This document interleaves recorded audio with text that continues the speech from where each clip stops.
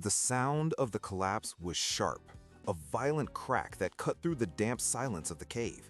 The other cavers, walking ahead, spun around, their headlamps sliced through the darkness, searching, but where Derek had been just a moment ago, there was now only a jagged hole in the cavern floor. They rushed to the edge, a new abyss that hadn't existed seconds before. Beams of light plunged down, finding him. Derek was pinned in a narrow shaft, his arms splayed out, palms pressed against the rough stone walls, barely holding his own weight. His face was a mask of pain and exhaustion. They had moments, not minutes. The group's training kicked in. They retrieved rope from their gear, their movements frantic but precise, preparing a rescue.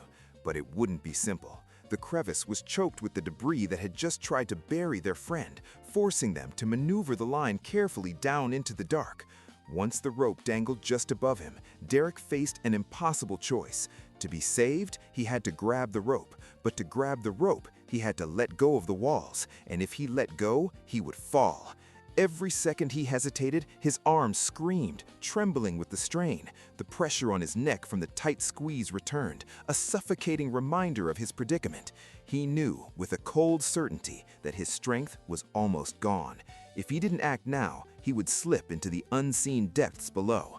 Summoning a final reserve of will, he let go. For one heart-stopping second, he plunged downwards, his fingers scraping against stone, before he managed to seize the rope.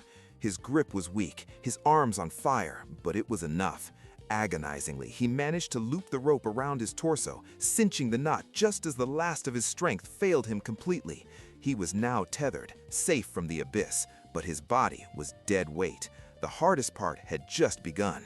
Derek couldn't climb. His arms were useless. Up above, his friends positioned themselves around the hole, grabbing the rope, their knuckles white.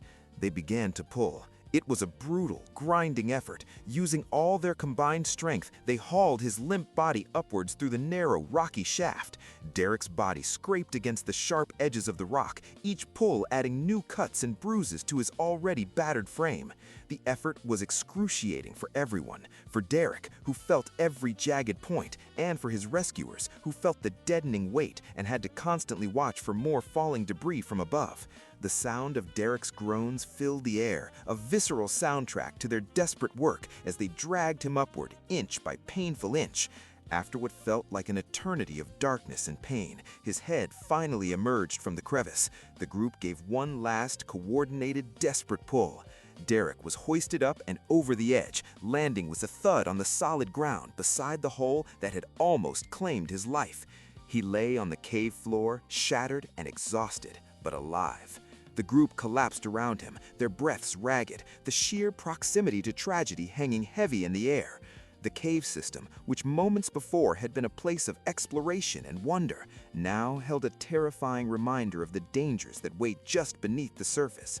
Before leaving, before carrying their friend back towards the light, they made sure to mark the dangerous section, a simple warning to future explorers of the hidden death trap that had nearly taken one of their own. Imagine stepping onto what seems like solid ground, only to have the floor collapse beneath you. That's exactly what happened to cave explorer Derek High. One moment he was walking, the next he was hanging by his neck 35 feet above a jagged cave floor with nothing but darkness below. In a split second, he went from exploring to fighting for his life. His body had plummeted through a thin layer of rock, and the fall stopped with a brutal, sickening impact. His neck slammed into the edge of the new crevice, and now his entire body weight was crushing the life out of him. His head and shoulders above the hole, his body dangling helplessly below. The pain was overwhelming, a white-hot fire spreading from his throat.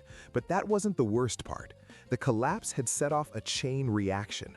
Rocks and debris from both sides of the shaft began tumbling in, crashing down on his trapped body. The stones wedged against him, tightening around his neck like a noose. Every falling piece pushed him down. Every second made it more likely he would be crushed or strangled before he ever hit the stream 35 feet below. It was a race against the cave itself, and the cave was winning. Panic gave way to pure instinct. Derek's survival instincts took over. He fought back, Pushing against the walls of the narrow crevice with everything he had, he used a technique known as chimneying. He forced his arms and back against the opposite sides of the shaft, desperately trying to transfer his body weight off his neck. For a moment, it worked. The crushing pressure eased and he could breathe. He felt a brief, frantic sense of relief, but the danger wasn't over. The walls around him were crumbling as more debris fell, pushing him further down. His body slipped, his arms, already trembling from the effort, screamed in protest. Every second seemed to bring him closer to that bottomless drop. As he slipped further, the burning sensation in his muscles became an inferno. He desperately searched for any way to stop his descent, for anything solid to push against, but the walls were too smooth, covered in loose rock that offered no grip. Then a large piece of stone slammed into his shoulder. The impact jarred him, his grip faltered, and he fell several more feet, the air rushing past him. The distance to the stream below was closing fast. With only a few inches left before he would be completely free of the crevice, before he would fall to his death, Derek realized he could no longer hold on. His muscles were finished. He was shaking uncontrollably. It wasn't a question of if he would fall, but when.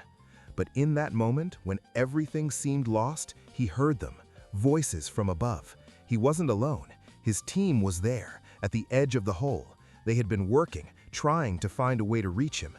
The unexpected rescue wasn't a miracle. It was the raw determination of his friends.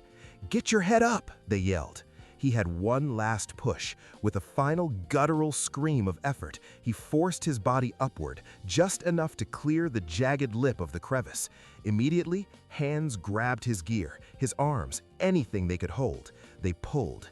It wasn't elegant. It was a desperate, brutal haul over the edge, away from the abyss. He collapsed onto the solid ground, gasping, bruised but alive. Derek High survived the fall. He survived being crushed. He survived his own body giving up on him.